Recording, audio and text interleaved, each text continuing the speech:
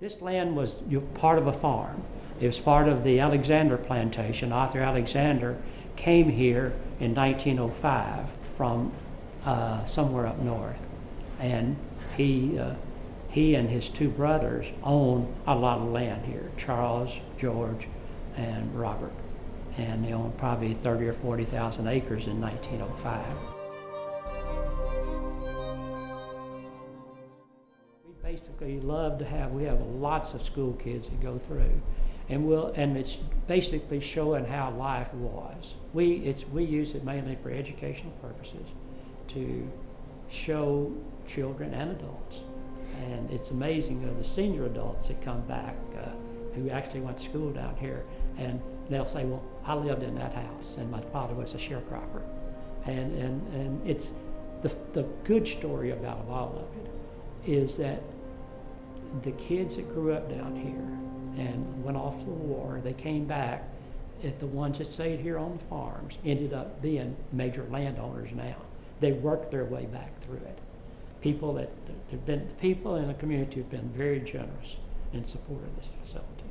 And then over the years, we've added a commissary, just finished a church. We have a Shorty's house, which is a 4-pen, which means it had 4 rooms. Next to that's a 3-pen, which had 3 rooms, and that's now 1940. It's a 1910 tenant house that's been rebuilt into a 1945 Johnny Came Marching Home house. The settlement has grown drastically. In the last 5 years, we've had buildings that have been here for years, but now virtually all of them have now been completely remodeled. It would have been operated off of something that would turn it to turn the blade, and they would run the thing up and down. Very premature. You only get one chance to preserve it. Once it's gone, it's gone. And there's a lot of people like myself down here that wanted to build it back like it originally was. These houses, we don't sugarcoat it. I get on way too many times as, where are the slave quarters? There were no slave quarters. But why do we preserve it? Because that's what we're supposed to do. This is a pair of ice tongs. You didn't have refrigeration at home. You had an ice box.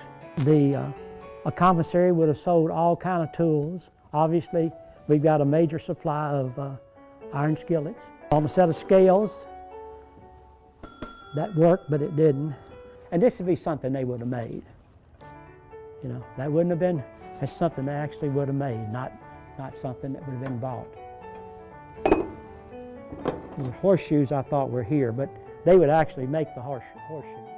And this was the skirmish at Ashley Battle. It was very interesting that there was no real damage done here during the Civil War. And we celebrated the 150th and 151st, 152nd down here with the activity here at the settlement. We've had some very fine donors. We decided to make the World War II house on a Friday. And we got the carpenters come in and do everything. We posted a list about 3 weeks later. Here's what we need.